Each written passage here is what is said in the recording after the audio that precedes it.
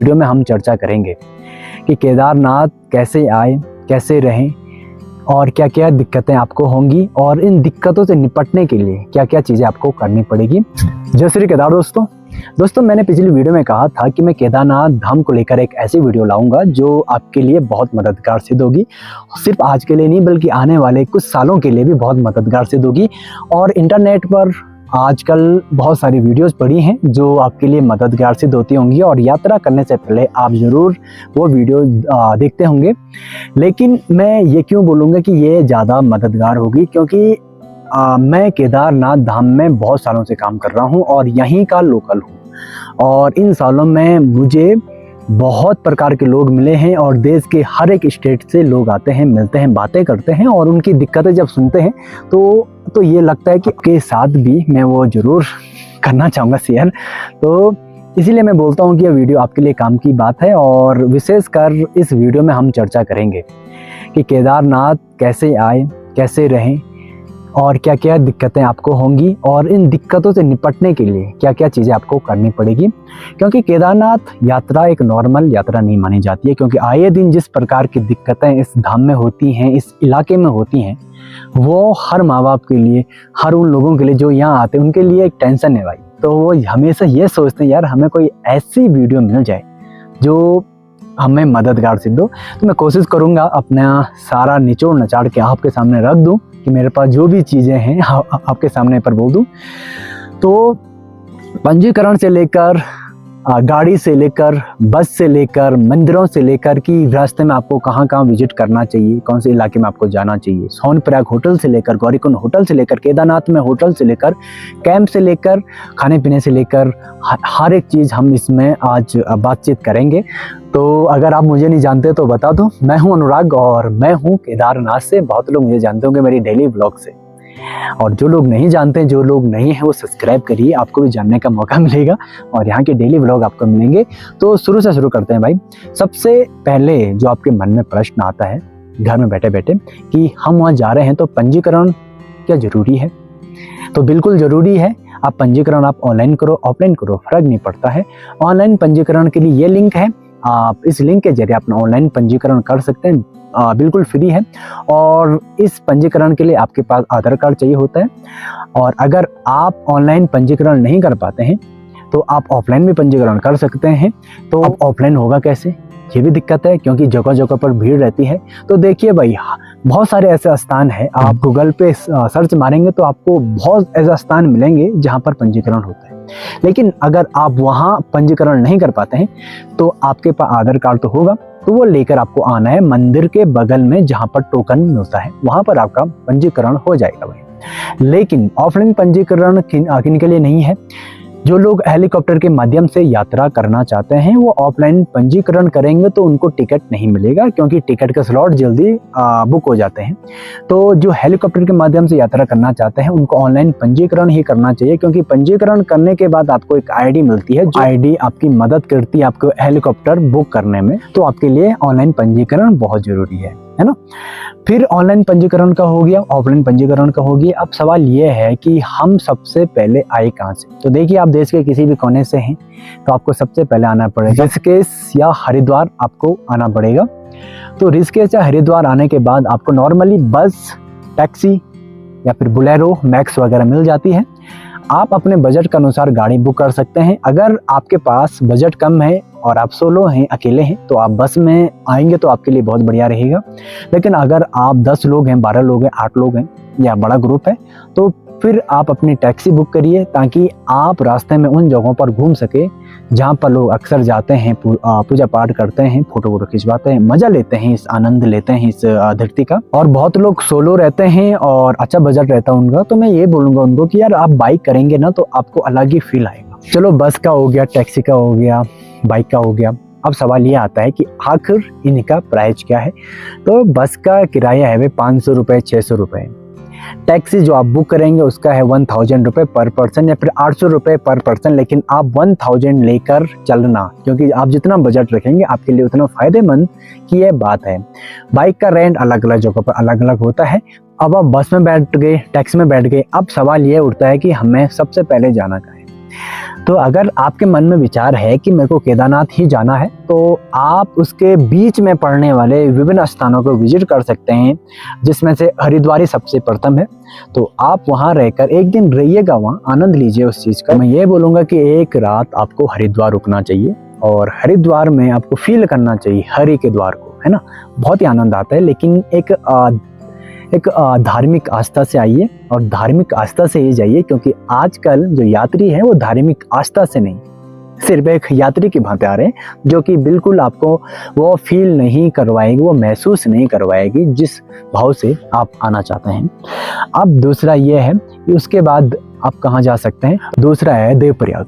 तो वहाँ पर रहकर आप अपनी फ़ोटो क्लिक कर सकते हैं, वहाँ पर आप दर्शन कर सकते हैं, या फिर वहाँ भी आप घूम सकते हैं। और उसके बाद है धारी देवी, जो कि उत्तराखंड की देवी भी माना जाता है, और केदारनाथ और धारी देवी का संबंध बड़ा ही गहरा है। तो आप वहाँ भी दर्शन वगैरह कर सकते हैं, जो कि बहुत ही प्यारी जगह है। तो भाई अब आपने धारी देवी के दर्शन कर दिए, जगह जगह आप घूम गए, अब बारी आती है कि हमें होटल या स्टे कहाँ लेना है।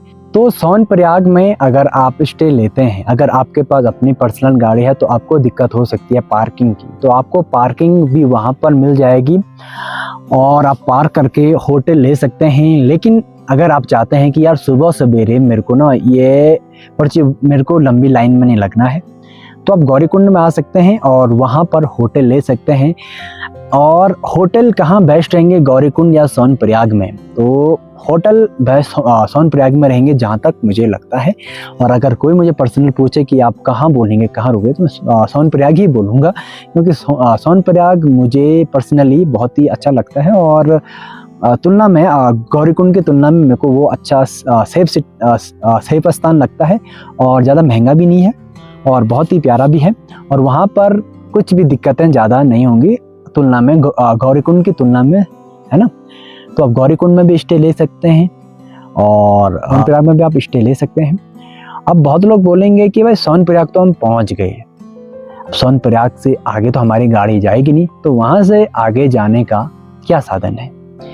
तो सोनप्रयाग से थोड़ा आगे जाने के बाद पैदल तो आपको चलना पड़ेगा। सोनप्रयाग पार्किंग से लेकर 500 मीटर तक आपको पैदल चलना पड़ेगा, और फिर मिलते हैं वहाँ पे शटल सेवा वाहन, जो कि लेता है आपके 50 रुपये गौरीकुंड तक छोड़ने का, पार्किंग तक। फिर पार्किंग से लेकर आपको मेन गौरीकुंड मार्केट तक जाना पड़ता है पैदल, जो कि है 200 मीटर। वहाँ से आपको मिलती है कंडी, पिट्ठू, पालकी, और मेन मार्केट में ही पालकी, कंडी, डंडी का ऑफिस है। आप वहाँ से अपने कंडी, पालके वगैरह बुक कर सकते हैं।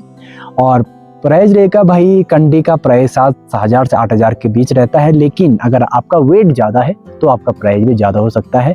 पालकी, जिसको कि 4 लोग जाते हैं, तो उसका प्राइस रहता है भैया 15,000 से। मैंने बात करी तुमसे तो 15,000 ही उन्होंने बोला था, लेकिन अगर आपका वेट ज़्यादा है तो ज़्यादा भी हो सकता है भाई, है ना। फिर लेकिन बहुत लोगों को पालकी, कंडी, डंडी में ज़्यादा आनंद नहीं आता, तो उन्हें जाना घोड़े में। तो घोड़े में जाने के लिए आपको कम से कम 300 मीटर या फिर 200 मीटर पैदल चलना पड़ता है ऊपर प्रीपेड काउंटर। तो गौरीकुंड के मेन मार्केट के बीच में एक पुलिस थाना है, पुलिस थाने के 100 मीटर ऊपर जाने के बाद आपको मिलता है प्रीपेड काउंटर। तो प्रीपेड काउंटर से आप अपना घोड़ा बुक कर सकते हैं। घोड़े का प्राइस रहता है भाई 3500 रुपये ऑफिशियल। लेकिन बहुत बार ऐसा होता है कि जब घोड़ों की डिमांड ज़्यादा रहती है तो ज़्यादा भी प्राइस होता है, लेकिन ऑफिशियल 3500 रुपये ही है। लेकिन ये है ना कि मार्केट का सौदा। और बहुत बार ऐसा होता है कि घोड़े इतने ज़्यादा रहते हैं कि लोग बोलते हैं भाई हमें 1500 में भी छोड़ दे, तो 1500 रुपये में भी आप ऊपर आ सकते हैं। ये डिपेंड करते हैं कि पब्लिक आखिर कितने हैं, घोड़े कितने हैं। तो घोड़े का हो गया, पालकी, कंडी, डंडी का हो गया, ये सब चीज़ें तो होगी भाई। लेकिन मैं आपको एक अलग से विकल्प ये देता हूँ कि आप पैदल आइएगा, जितना हो सके पैदल आइएगा। पैदल इसलिए बोलना चाहूँगा क्योंकि पैदल में जो मज़ा है वो कंडी, घोड़े में नहीं है। क्योंकि मैं भी एक बार घोड़े से आया था तो भाई मेरे कमर में बहुत दर्द हुआ था। और बुजुर्ग लोगों को तो मेरे ख्याल से घोड़े में नहीं आना चाहिए, या तो करो तो पालकी करो उनके लिए, वरना घोड़े फिसल भी सकते हैं भाई। और इतना ट्रैफिक रहता है घोड़ों का, पालकी का, कंडी का, कि दिक्कत हो सकती है। तो ये कोशिश करिएगा कि पहले तो आप पैदल आए, अगर यंग है तो पैदल आए, बुजुर्ग हैं तो पालकी या कंडी में ही उनको भेजे भाई, है ना। और ऐसे बहुत सारी चीज़ें हैं, सामान हैं जो आपको अपने साथ रखना है। कपूर आपको साथ रखना है, और क्योंकि आप जितनी ऊंचाई पर चढ़ेंगे आपको सांस लेने में उतनी दिक्कत आ सकती है अगर आपको ट्रैक करने की आदत नहीं है। तो कपूर, अच्छा वाला कपूर आप अपने हाथ में बांध सकते हैं या अपने जेब में रख सकते हैं ताकि आप बार बार सूंघें और आपकी सांस आती रहे। और पानी अपने पॉकेट में रख के अपने बैग में रखिए, और बिस्किट, जूस, जो भी आप खाते हैं वो सब चीज़ें बैग में रखिए। और क्योंकि आप जितनी चढ़ाई करेंगे उतना महंगा आपको सामान मिलेगा, है ना। और हाँ, दूसरा यह था कि क्लॉक रूम मिलेंगे कि नहीं मिलेंगे, क्योंकि बहुत लोग क्या है ना, बहुत सामान लेकर आते हैं, उनका बहुत ज़्यादा प्लान रहता है कि हमें यहाँ भी जाना है, वहाँ भी जाना है, यहाँ भी जाना है, वहाँ भी जाना है, तो सामान वो बहुत रखते हैं। तो मैं यही बोलूँगा कि फालतू का सामान लेकर केदारनाथ धाम मत आइएगा, एक सिंपल कपड़े पहन कर आइए। और गर्ल्स हैं तो सूट वगैरह पहनती हैं तो अलग चीज़ है, लेकिन आप बाकी का सामान क्लॉक रूम में रखिए। क्लॉक रूम आपको कहीं भी नॉर्मली मिल जाएंगे, जिसका प्राइस 50-60 रुपये रहता है, आई थिंक, है ना। बाकी आप पूछ लीजिएगा। तो बाकी सामान आप क्लॉक रूम में ही रखिएगा और यहाँ पर सिंपल से बैग लेकर आइए, है ना। और एक बात और कि अगर आप 5-6 बॉयज़ हैं या फिर गर्ल्स हैं और आप चाहते हैं हम पैदल आएँ, तो मेरी सलाह ये है कि एक पिट्ठू वाला करिएगा और उसके पास अपना बैग दीजिएगा। इससे फ़ायदा क्या होगा कि आप भी नॉर्मली आ सकते हैं और पिट्ठू वालों को भी थोड़ा रोजगार मिल जाएगा, और आप भी प्यार से आराम से केदारनाथ धाम आ सकते हैं बिना थके हुए, बिना पैर में दर्द किए हुए, है ना। तो भाई अब बारी है ट्रैक की। तो सबसे पहले ये बता दूं, क्लियर कर दूं कि केदारनाथ पैदल ट्रैक कहते हैं कि 16 किलोमीटर है, लेकिन जहाँ तक मुझे लगता है और बहुत लोगों को भी लगता होगा कि 22 किलोमीटर है। तो मुझे भी ये लगता है 22 किलोमीटर है। तो माइंड सेट ये करिएगा कि हमें 22 किलोमीटर चलना है, 16 किलोमीटर नहीं, और आराम से प्यार से पानी पी करके, जूस पी करके आपको ट्रैक करना है। और शूज पर विशेष ध्यान रखिएगा, या तो आप शूज मत पहने, चप्पल पहनेगा अच्छे वाले सैंडल वगैरह, लेकिन अगर आप शूज पहनते हैं तो अच्छे वाले जूते पहनना ताकि जिनकी ग्रिप ठीक ठाक हो, है ना। पानी जाता है अंदर, तो ऐसे शूज पहनना जिनके अंदर ज़्यादा पानी ना जाए तो बढ़िया है ना। अब रास्तों में क्या क्या दिक्कतें आपको आ सकती हैं। सबसे बड़ी दिक्कत तो यही है भाई कि घोड़े वाले आपको बहुत परेशान करेंगे, बहुत जाम लगेगा, रास्ता तंग है, घोड़े ज़्यादा हैं, लोग भी ज़्यादा हैं, पालकी वाले हैं, कंडी वाले हैं, तो आपको जाम से बड़ी दिक्कत होगी, घोड़ों से बड़ी दिक्कत होगी। तो इस चीज़ का ध्यान रखना कि घोड़े अपनी जगह तो आएंगे ही, लेकिन आपको अपना ध्यान स्वयं रखना है। घोड़ों वालों से ज़्यादा पंगा नहीं लेना है, क्योंकि क्या है यार, आप यात्रा पर आए, पंगा करने थोड़ा ना आए, तो उनसे ज़्यादा पंगा नहीं करना है, क्योंकि वो अभी दिखेंगे फिर नहीं दिखेंगे, है ना। तो अपनी एनर्जी तो गाली देने में वेस्ट करनी है, ना तो ऐसे बुरा सोचने में वेस्ट करनी है। बस घोड़े आता साइड हो जाना है, इसी में सबका भला है, हमारा भी, आपका भी, और जो लोग आ रहे हैं उनका भी, है ना। फिर आप यात्रा करते हैं भाई जंगल सिटी से होकर, रामबाड़ा से होकर, छोटी लिंचोली, बड़ी लिंचोली, छानी कैंप, फिर पहुंचते हैं आप मेरे बेस कैंप में, जहाँ पर अभी मैं हूँ। और यहाँ पर पहुँचते ही आपको बहुत सारे कैंप्स का ऑप्शन मिल जाते हैं स्टे के लिए, डोरमेट्री वगैरह आपको मिल जाएगी। और आपको होटल्स, डोरमेट्री, कैंप में बड़ा कन्फ्यूजन होता है। तो कैंप का प्राइस है भाई 500 रुपये, डोरमेट्री का है 800 रुपये, और होटल जो कि मंदिर के पास में रहता है उनका है 2500 रुपये पर पर्सन। लेकिन आपको एक बात क्लियर ये भी कर दूं कि यह मेरा कोई ऐसा नहीं है कि यही फिक्स प्राइस है। बहुत सारे ऐसे भी लोग हैं शायद जो मुझे ये बताते कि भैया हम 200 रुपये में, 400 रुपये में हमने कैंप लिया है, पर पर्सन के हिसाब से लिया है, तो अच्छी बात है, ये आपका अनुभव है। लेकिन मैं आपको वो अनुभव बता रहा हूँ जो नॉर्मली यहाँ पे चलता है, और जो मेरे आसपास क्लोज लेते हैं, जो मैं खुद लेता हूँ, वो मैं प्राइस आपको बता रहा हूँ। और लोग जो ऑनलाइन बुक करते हैं उनके लिए यही प्राइस है। ऑफलाइन में बहुत बार ऐसे होते हैं कि पब्लिक जब ज़्यादा आती है तो महंगा भी पड़ जाता है, और बहुत बार ऐसे होते कम रहते तो कम भी पड़ जाता है। तो अब आपको ये करना है कि आपको ऑफलाइन में रिस्क लेना है, या फिर ऑनलाइन में फिक्स रखना है कि भाई हम 12 बजे भी पहुंचे तो भी हमारा कैंप रहेगा, या फिर होटल रहेगा, रूम वगैरह जो भी है। बाकी कैंप की बात हो रही है तो कैंप की थोड़ा जानकारी भी आपको दे दूं। बेस कैंप से मंदिर जहाँ पर मैं हूँ वहाँ से मंदिर है 1 किलोमीटर, और कैंप में आपको रजाई, गद्दे, कंबल, हीटर वगैरह सारी चीज़ें मिल जाती हैं अगर आप मेरे कैंप बुक करते हैं तो। बाकियों का मुझे नहीं पता। और 500 रुपये पर पर्सन है, और आपको कैंप के 20 मीटर की दूरी पर मिलता है बाथरूम, 10 मीटर की दूरी पर मिलती है कैंटीन, जहाँ पर आप अपने मनपसंद खाना खा सकते हैं। जो भी आप ऑर्डर करेंगे वो आप वहाँ पर बनवा सकते हैं। तो कैंप में सारी वो चीज़ें हैं जो एक आम आदमी के लिए रात गुजारने के लिए चाहिए, और अच्छी रात आप गुजार भी सकते हैं। मंदिर यहाँ से 1 किलोमीटर है, यानी कि 15 मिनट का रास्ता है है ना। मंदिर में आप होटल वगैरह मिल जाते हैं, 2500 रुपये पर पर्सन है, लेकिन कम भी हो सकता है, ज़्यादा भी हो सकता है अकॉर्डिंग टू भीड़। तो आपको प्राइस का पता वहीं पर जाकर करना पड़ेगा। ऑनलाइन मेरे पास ऐसा कोई सोर्स नहीं है कि मैं आपको लिंक दूं और आप बुक कर सकते हैं। बाकी कैंप के लिए अगर आपको बुकिंग करना है तो इस नंबर पे आप मैसेज करके अपनी कैंप की बुकिंग करवा सकते हैं। अब भाई आपने कैंप भी ले लिया, अब सवाल आता है कि यहाँ पर खाना पीना क्या है, प्राइस क्या है, क्योंकि केदारनाथ एक ऐसे इलाका है जहाँ पर हर साल ऐसे वीडियो आती हैं जो रहती है महंगाई पर कि भाई केदारनाथ में महंगा है, ये है वो है। तो नॉर्मली थाली मिलती है यहाँ पे 200 रुपये की प्लेट, जिसमें 4 रोटी चावल दाल सब्जी अचार रहती है। पानी की बोतल मिलती है 80 रुपये की, और अगर आपको नहाना है तो 100 रुपये की एक बकेट मिलती है, गर्म वाटर बाथरूम में मिल जाता है, पर्सनल बाथरूम है ना। और वॉशरूम आपको पब्लिक ही यूज करना पड़ेगा, पर्सनल आपको नहीं मिलेगा, चाहे कैंप में हो या डोरमेटरी में हो, है ना। और चावल आपको फुल प्लेट मिलती है भाई 150 रुपये का, और अलग अलग जगहों के लोग अलग अलग चीज़ खाते हैं तो वो मिल जाता है मेरे कैंटीन में, लेकिन ऑर्डर करने पर ऑर्डर देना पड़ता है 30 मिनट पहले, तभी आपका खाना प्रॉपर बन पाएगा, है ना।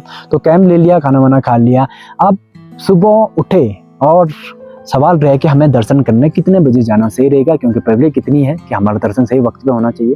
तो देखिए मैं यही बोलूँगा सभी लोगों को कि मंदिर खुलने का वक्त रहता है 5 बजे से, और 12 बजे दिन तक अंदर आप स्पर्श कर सकते हैं शिला पे। तो अगर आप मेरे कैंप में हैं तो मेरे कैंप से अगर आप 1 बजे निकलते हैं या फिर 2 बजे निकलते हैं, क्योंकि पब्लिक इतनी है कि लोग तो 12 बजे भी निकल जाते हैं, लेकिन मैं आपको बोलता हूँ कि 1 बजे निकलिए, तब आपके दर्शन होंगे। कम से कम 8-9 बजे तक आपके इजीली दर्शन हो जाएंगे, और जितनी सुबह आप जाएंगे उतनी जल्दी आपके दर्शन होंगे, वो भी अच्छे से हो पाएंगे भाई। ठंडा कितना है, तो इन दिनों ठंडा बहुत है, सितंबर 8 तारीख है आज, और ठंडा बहुत है, और आने वाले दिनों में और ज़्यादा ठंडा होता है। तो ठंड को मद्देनजर रखते हुए आप यात्रा करिए। और अब आने वाले दिनों में ज़्यादा बारिश नहीं होती है, सीधे होती है बर्फ़। अब होती कि नहीं होती है, लेकिन होती थी, बर्फ़ ही होती थी, है ना। फिर ये है कि दर्शन हमारे कितने घंटे में हो जाएंगे अगर हम सुबह 7 बजे निकलते हैं, भाई आपके दर्शन होंगे 12 से 1 बजे, है ना। तो मैं ये बोलूँगा कि जल्दी जाइए, जल्दी दर्शन करवाइए। तो विशेष पूजा, ये जलाभिषेक के लिए आप पूछते हैं, तो इन सब चीज़ों के बारे में मैं दूसरी वीडियो लाऊंगा, क्योंकि इस वीडियो में ये वीडियो इतनी लंबी हो गई है कि आप बोर हो जाओगे। तो उम्मीद है कि आपको ये चीज़ें सब पसंद आई हो, और अगर आप चाहते हो कि वीडियो को और एडिट किया जाए और बैकग्राउंड में भी कुछ चले, वीडियो चले कि कार वार चले कि हम यहाँ पहुँच गए, ये वो सो, तो आप ज़रूर बताइएगा, क्योंकि अभी मेरे पास एडिटर नहीं है। और जो कोई मेरी वीडियो देख रहा है एडिटर है तो वो भी मुझसे संपर्क करिए भाई, और मेरे को एडिटर की ज़रूरत है। और अब टाइम हो चली है शाम की 7 बजे, और अंधेरा भी होने वाला है और ठंड भी होने वाला है। तो मिलते हैं दूसरी एक नई वीडियो में। उम्मीद है कि आपको ये वीडियो पसंद आई हो, और वीडियो पसंद आई हो तो लाइक करिए, सब्सक्राइब करिए, और आपको बहुत सारी जानकारी मिलेंगी आगे। तो सब्सक्राइब करना तो बनता है भाई।